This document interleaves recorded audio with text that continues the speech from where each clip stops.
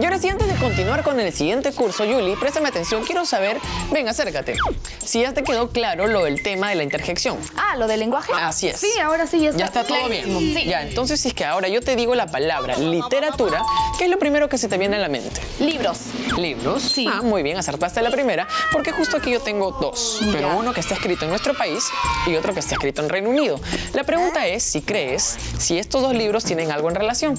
Algo en relación. Pues te cuento, Jordano, que sí, existen distintas relaciones entre la literatura universal y el habla hispana. Pero ¿Ah, para sí? que sepan los chicos y tú un poquito más, Vamos. te cuento que los chicos de producción han preparado un video que explica todo. Entonces, hay que ¿Quieres verlo. verlo? Claro. Vamos a ver. Vamos a ver.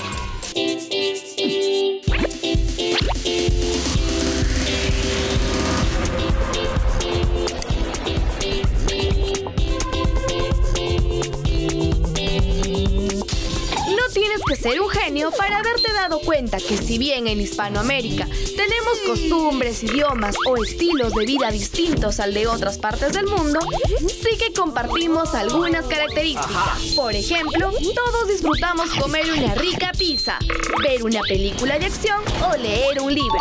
Precisamente de esto último es de lo que hablaremos a continuación. Pero no podemos estudiar y comparar toda la literatura que se ha creado en Hispanoamérica y el resto del mundo desde que nació el primer escritor de la Tierra. Así que luego de un sorteo, hemos elegido enfocarnos en un siglo del que hemos estado hablando hace poco, el siglo XIX.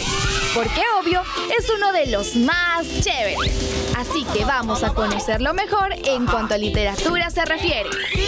Elaboramos un súper resumen sobre la literatura de esta época para entenderla facilito. Así que atendo a estos 5 puntos importantes de la literatura hispanoamérica y universal del siglo XIX, que son nada más y nada menos que los orígenes del romanticismo, los poetas más importantes de Inglaterra, el lirismo español, el lirismo peruano y la narrativa realista.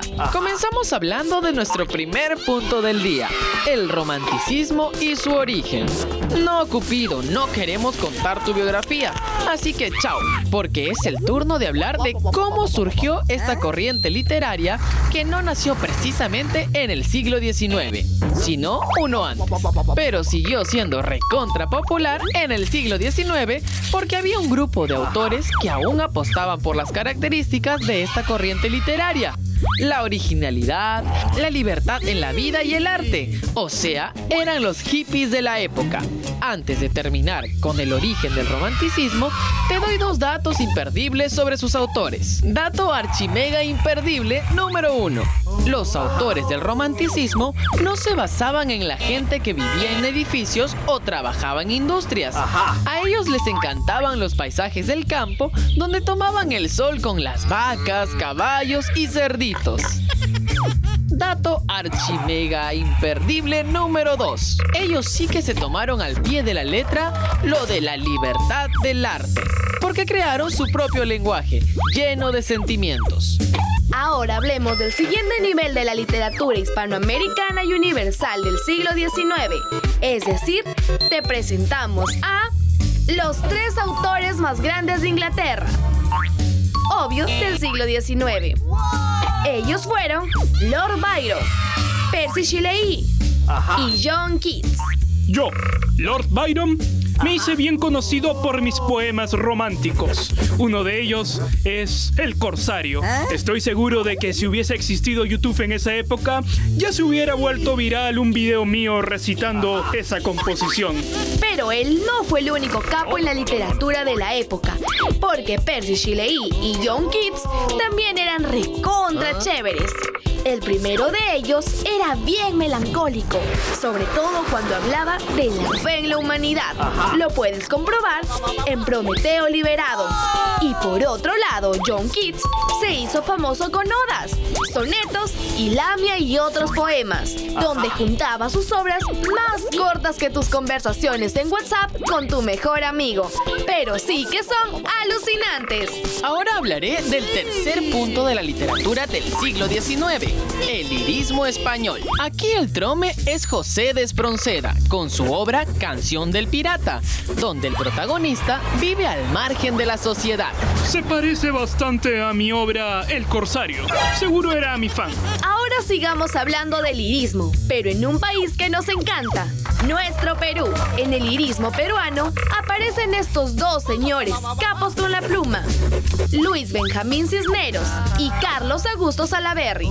Pero quien fue el pionero aquí es sin duda Mariano Melgar, con sus yarabíes, unos versos locazos llenos de muchos sentimientos y con el sello del Perú. Nos acercamos al final del tema, con el último de los 5 puntos de la literatura del siglo XIX, la narrativa realista, que en España y en nuestro Perú tuvo mucha influencia de Francia. Lo importante es saber que en el Perú existieron 2 divas, Mercedes Cabello de Carbonera y Clorinda Mato de Turner.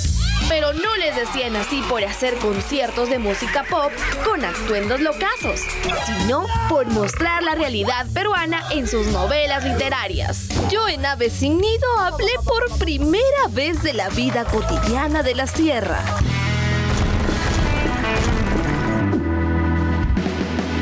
Hola chicos, hoy también estoy con ustedes para traerles una pregunta que nos ayudará a reforzar el tema, la literatura hispanoamericana y universal del siglo XIX. Vamos con ella. ¿Qué corriente literaria creía en el arte libre? A. Realismo. B. Modernismo. C. Romanticismo. Ya. Creo que tú también piensas lo mismo que yo. La C. Así es, romanticismo. Profe, Exacto. ¿cuál es la respuesta correcta?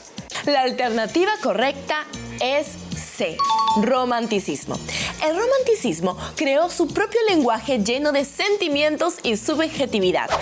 En realidad es la primera respuesta que acertamos en todo el programa, ¿eh?